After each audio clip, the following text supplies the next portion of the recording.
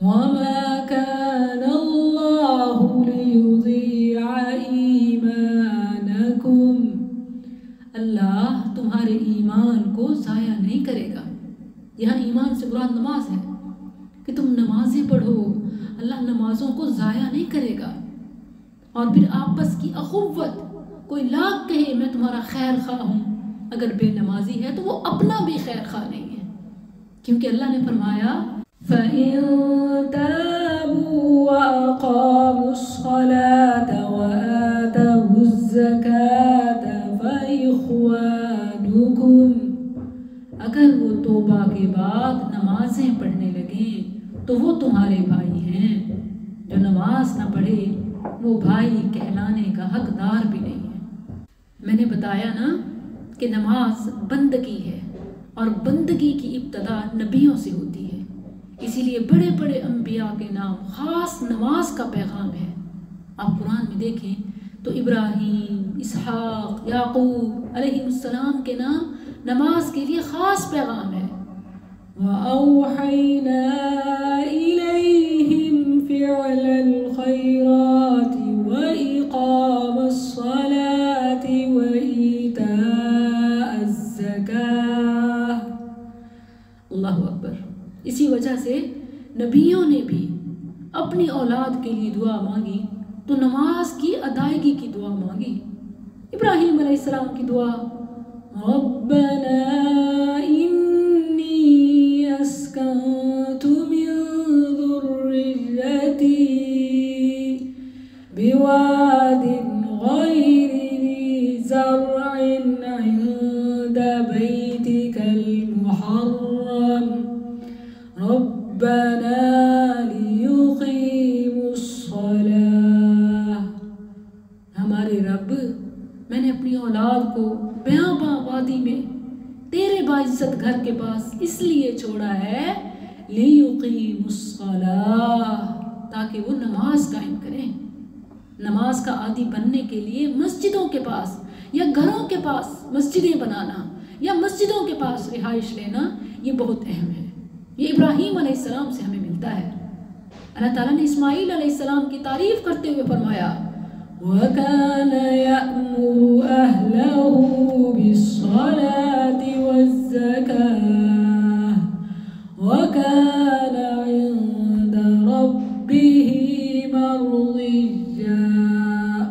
اسماعیل علیہ السلام کی خوبی ذکر کرتے ہوئے اللہ نے فرمایا کہ وہ اپنے گھر والوں کو نماز اور زکوٰۃ کا حکم دیا کرتے تھے، وہ اپنے رب کے ہاں برگزیدہ تھے۔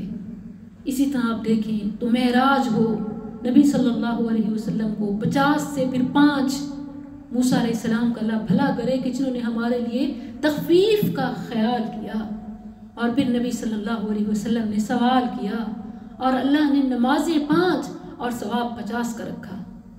پھر معراج کے بعد آپ دیکھیں تو موسیٰ علیہ السلام سے جب اللہ ہم کلام ہوا تو کیسے تعارف کرایا؟ اننی انا اللہ لا الہ الا انا فاعبدنی واقم الصلاة لذکری۔ موسیٰ، بے شک میں ہی اللہ ہوں، میرے سوا کوئی معبود نہیں، میری ہی عبادت کرو اور مجھے یاد کرنے کے لیے نماز قائم کرو۔ موسیٰ علیہ السلام کے بعد عیسیٰ علیہ السلام جب مہد میں بولے تو کیا بولا؟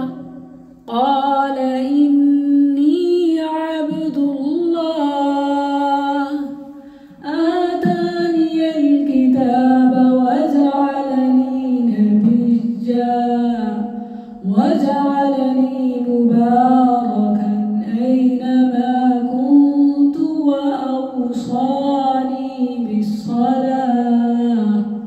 بچپن سے ہی انہیں نماز کا حکم دیا گیا اور انہوں نے اس کا اعلان کیا۔ نہ صرف عیسیٰ بلکہ عیسیٰ علیہ السلام کی والدہ مریم کہ جب بیٹے کی بشارت ملی اور یہ ایک ایسا معاملہ تھا کہ وہ خود گھبرا گئی کہ کیسے، میں کیا جواب دوں گی؟ اللہ نے کیا فرمایا کہ ہمت نہ ہارو، نماز سے مدد حاصل کرو۔ یا مریم اقنتی لربک واسجدی واركعي مع الراكعين۔ مریم اپنے رب کے لیے قیام، سجدہ اور رکوع کرنے والوں کے ساتھ رکوع کر۔ اسی لیے دیکھیں کہ یہ نسخہ تو ہمیں بھی بتایا گیا ہے، وَاسْتَعِینُوا بِالصَّبْرِ وَالصَّلَاةِ۔ ہمارے پیارے نبی صلی اللہ علیہ وسلم جب بھی کوئی مشکل سے مشکل معاملہ درپیش ہوتا، اذا حَزَبَهُ امر، آپ نماز کا رخ کرتے، نماز سے سکون ملتا۔ بلکہ ارحنا یا بلال، آپ کے الفاظ ثابت ہیں کہ بلال اذان اور نماز کے ذریعے سے ہمیں راحت پہنچاؤ۔ پھر اللہ نے ان ناخلفوں کا ذکر کیا کہ جن کی پستی کی وجہ نمازوں کو ضائع کرنا ہوگا۔ فَخَلَفَ مِن بَعْدِهِمْ خَلْفٌ أَضَاعُوا الصَّلَاةَ وَاتَّبَعُوا الشَّهَوَاتِ فَسَوْفَ يَلْقَوْنَ غَيًّا۔ ان کے بعد کچھ ایسے ناخلف لوگ آئیں گے جو نمازوں کو ضائع کر کے شہوات میں پڑ جائیں گے۔ وہ عنقریب وادی غج میں داخل ہوں گے، جہنم کی وادی میں۔ جیسے جہنمیوں سے پوچھا بھی گیا ہے کہ تم جہنم میں کیوں گرے ہو؟ ما سلککم فی سقر قالوا